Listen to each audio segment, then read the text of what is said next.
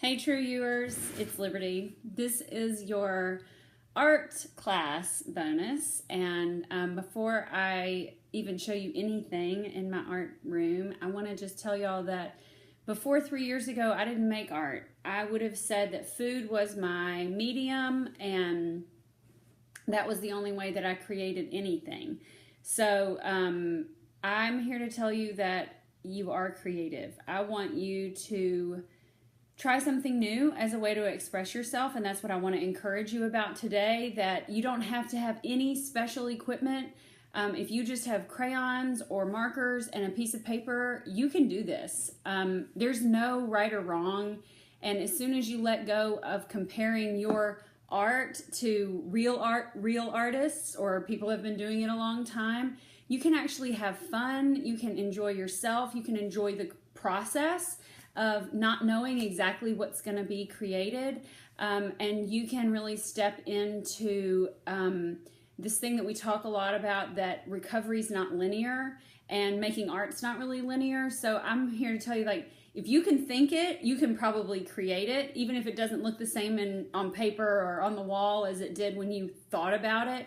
The process is healing. So art, when we're little, I think it's about what we make. I think when we are coming back to ourselves and becoming more of who we're created to be, I think that it's more about the creation. I think it's more about just being willing to create.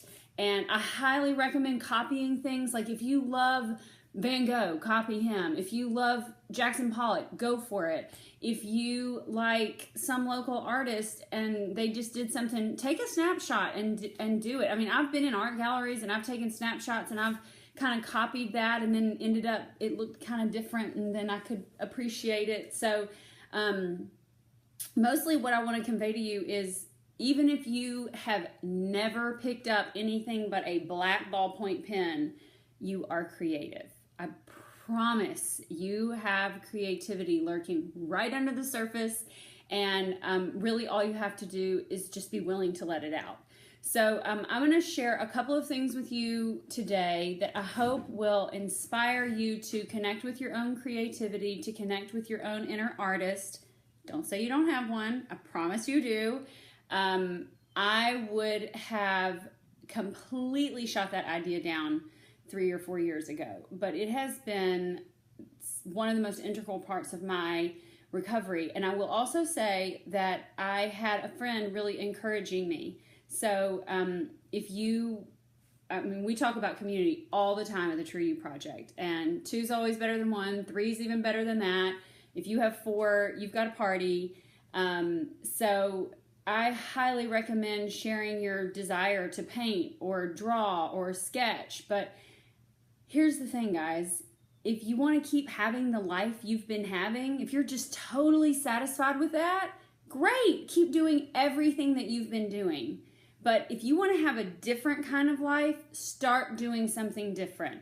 And art might be one of the things that you try, and that it just brings so much of you to the surface. You're like, I got to keep doing this. That's what happened to me.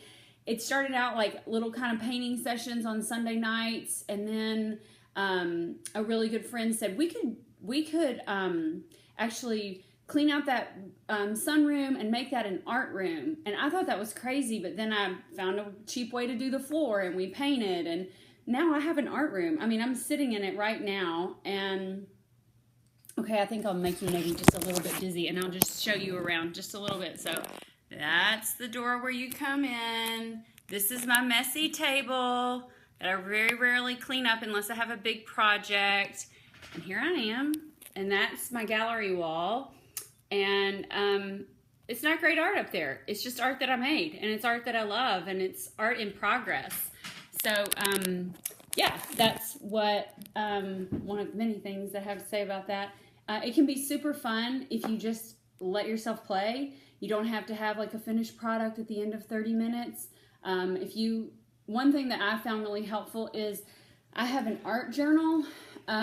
It's just like a journal that I got at the art store. It's not even kind of special paper. I painted on the front of it and just kind of did some weird stuff. Even the front of this, not finished. I have quotes that I want to write around. Not done. That's okay.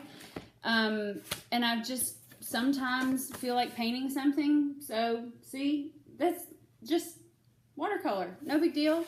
And then sometimes people give me an idea, or I have an idea and I realize that it's kind of therapeutic, so I need to create it for me. So earlier this year, and this is a project that I was so profound that I would highly recommend it. It didn't come together all at one time, so it was something that I came back to, and different things came up that I wanted to make sure that I commemorated and celebrated. But I used like old magazines. I mostly used an old calendar that I loved like the quotes off of, and cut out like different borders. But what I did was I made a timeline of the last 5 years of my life, and that included some really hard stuff, and it included like turning 40. It included some tiny little things that I wanted to celebrate.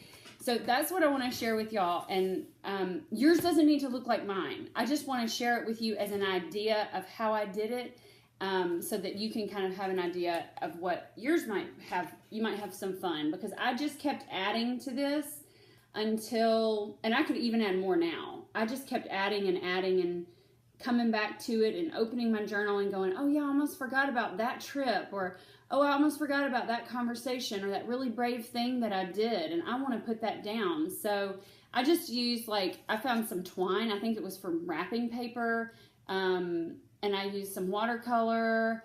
I had a star from like some old Christmas ornament that broke, used it.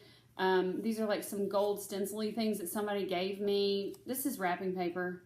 I mean, I just used scraps of all kinds of different things and put quotes on it that I loved. And, you know, I commemorated like where I started my recovery, back to me. And no matter where you are, if you're watching this video, your recovery has already started. So anyway, that's one project that I did that was really, really important. And I could continue it. I really need to make some more, just for everything that's happened this year. So it might be a fun ongoing project that you might want to think about. The other project, if you haven't seen Kendra's Instagram post from Sunday, June 25th, you want to go look at that, because this is an idea that we've been talking about several times in the newsletter, and then she actually did a video about it. But this was some art that I made that was really important to me. I was having, just a meltdown, really. It was in February. I was just having a meltdown. And I had the idea, I was lying down taking a nap, and right before I drifted off, I had the idea to write or commemorate all of the hard things in my life. And there were a lot of hard things in my life. And so I called it Radical Gratitude. And I just started, I mean, like, you don't have to start with anything special. I started with like just a pen, and I wrote this out, and then I kind of embellished the gratitude. And this is just my process, right? I had a glass of wine. Today I have water. Sometimes I have coffee. Sometimes I have tea. Sometimes I have music. Sometimes I use my oils.